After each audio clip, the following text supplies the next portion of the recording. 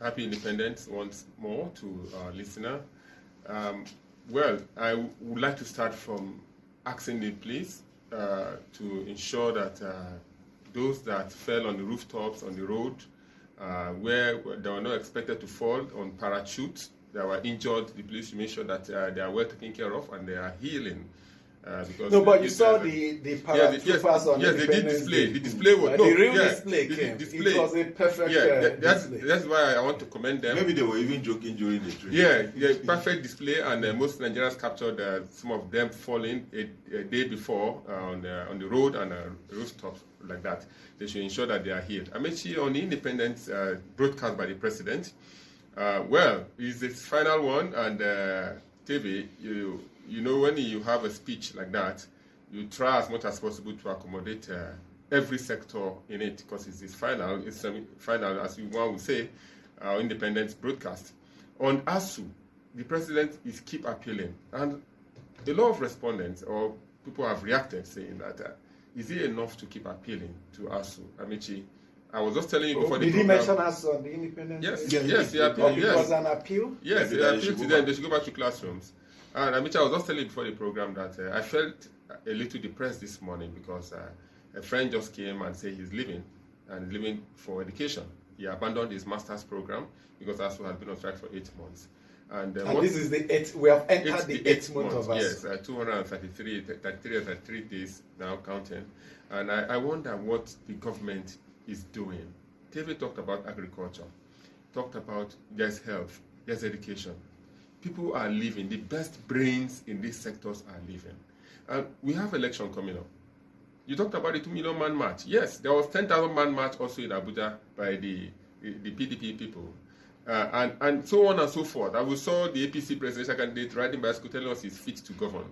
Which way are we headed? That's a stationary bicycle, kind of. Yes, the gym for the training. Bicycle-like. So which way are we headed after 62 years? A 62-year-old man has been retired 2 years after.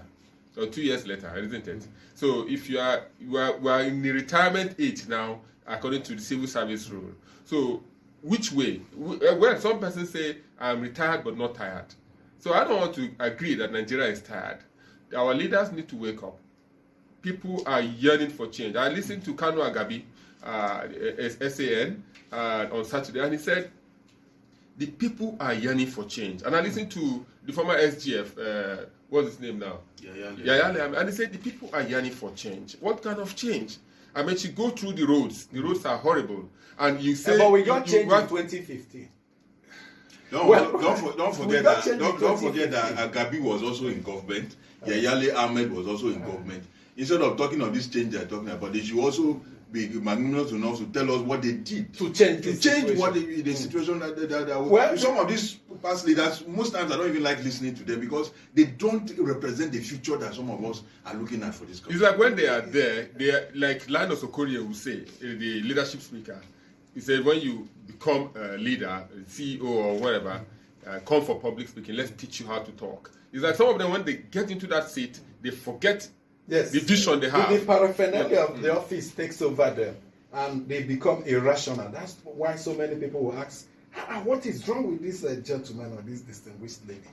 By the time you get there yourself, people will begin to pose the same questions to you. What is wrong with you? It's all about the trappings of the office that takes you away from the realities of the society. Except we remove them, then those in authority, those in sensitive position will continue to behave that way. But some lists we are seeing. National Honors Award, this is the first time President Buhari will be conferring the National Honors Award on input deserving Nigerians. It's an annual ritual. It's supposed to be an annual ritual, but since he came into office, no action on that, even though we keep hearing a list is being drawn up and all that. And we felt there will be a change, a departure, clear departure from the past. Because from Obasanjo to, I don't know whether Yar'Adua had time to compare to Jonathan, it was all about what people have called clear abuse of the discretion bestowed on the president. It's powers bestowed on the president to determine and identify those Nigerians who have shown exemplary conduct, outstanding conduct in their various fields of endeavor.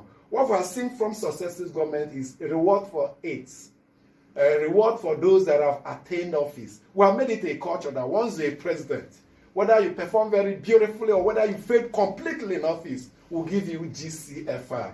If you become the Senate president, GCON is reserved for you. So it becomes by attaining a position and not what you do while in position. Obasanjo, when he was going, gave to secretary, personal aides. Jonathan also did it. And now take a look at the Buhari list. Personal aides. Those that have not done anything apart from I'm close to the president. And people are beginning to ask questions. Is it not time we do away with this National Honors Award? Yes, there are some deserving Nigerians whose name are there, people who acknowledge, but there are lots that ordinarily, based on the criteria, should not have any business being there. I mean, you see, one thing with the national honors, most Nigerians will wait until when it happens, they will start lamenting. There's usually an advertorial to request Nigerians to nominate persons who they think deserve the national. We won't nominate anybody. We won't do anything. But when the government comes up with this, we now start shouting. Don't forget, this list has a committee. Did you see the advertorial? I didn't take notice. That's what I wanted to ask him. Abulu, did you see? I didn't see I any didn't advertorial. I didn't take notice of it. Nkiru, did you see any advertorial? No, I did not. I didn't take. So where did the advertorial come? That is the practice. I know that before now I spotted it, you know, and I recall Maybe at it's some online. point. I recall at some point we also sponsored the nomination of one person. You know, so that is the practice. There's a committee for this. The committee made recommendations. Don't forget, this same list we are condemning went to the National Council of State. They looked at it. They approved it. You know, and now we are. I don't think we are totally. No, I don't think we I are agree condemning with the you. list. I We are agree just with raising observation. I agree with you. There are some persons who are even raising issues that national honors are not supposed to be given posthumously. That was what Jonathan administration said. Yes. That Dr. Edadavo, the heroine for Ebola, the explanation they gave up was that it cannot be conferred posthumously. Yeah. That you have to be alive to receive it. But this administration has included the name of Abba Kyari, the late chief of staff. And we need to ask ourselves, Not only himself, I think 2 or 3. what is happening? So have they changed the laws, the extant rules and regulations? You know our president. Sorry, TV. During the speech he confessed that he was slow to begin the administration, but he was trying to understand the system very well. Probably this list must have been submitted to him long ago. Probably.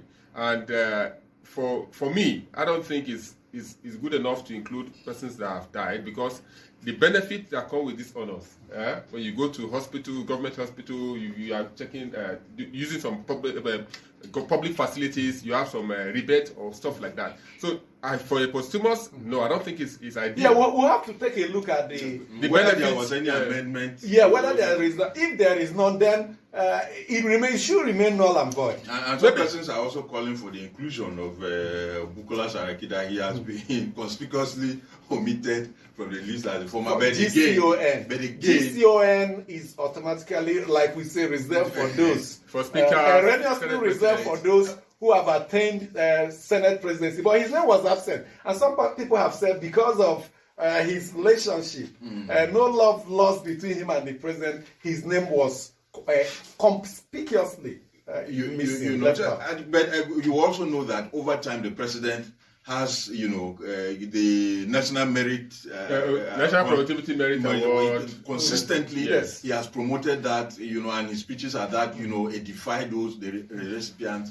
He has also given other special presidential awards. I recall the young man who rescued persons in Rivers State that lost his life, and all of that. So that is what it is. But it's not just, we should look at what the national honors itself, what comes with it. Maybe there's a benefit. Maybe there's a benefit to the There family. are benefits. For the next of kin. When you get to for the you to give a airport, posthumous, yes, which means maybe there the next are of kin several, has something to benefit. fringe benefits associated Yeah, I bet with you it. understand. Yes, If you give a posthumous, probably maybe the next of kin has benefits.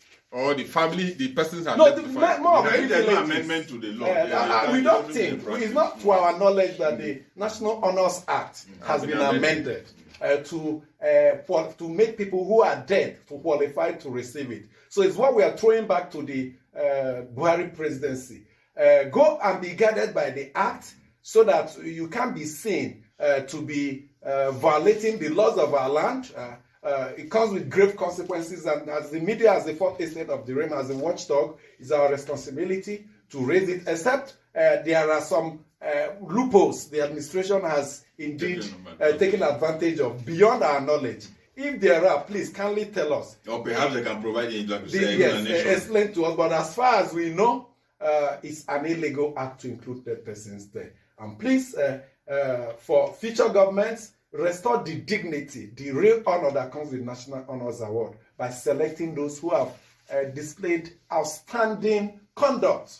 You should also outstanding. Not because you're my aide, you're my this, that, you get it. It doesn't stick well. You should also look out for the advertorial and nominate people. Let's take a break. When we come back, we'll take your mails and we'll take you to the Code of Conduct Bureau. Remember what happened at the Supreme Court some years back when some friends in ICPC approached us and lamented the fact that their chairmen, successive chairmen, have been old persons. That because of this fact, these old persons are those that retired Chief Justice, retired Appeal Court Judge, retired High Court Judge. They don't want to shake the table. They say, hey, take it easy. I don't want trouble. At this age, I don't want trouble. They were craving for younger elements to be appointed into ICPC. They gave the instance of EFCC, mostly young persons. Nuhu Ribadu named them up to the present one, about 40 or so. So when you have dynamic young persons into these anti-corruption agencies, that are the ones that are ready to break the ice,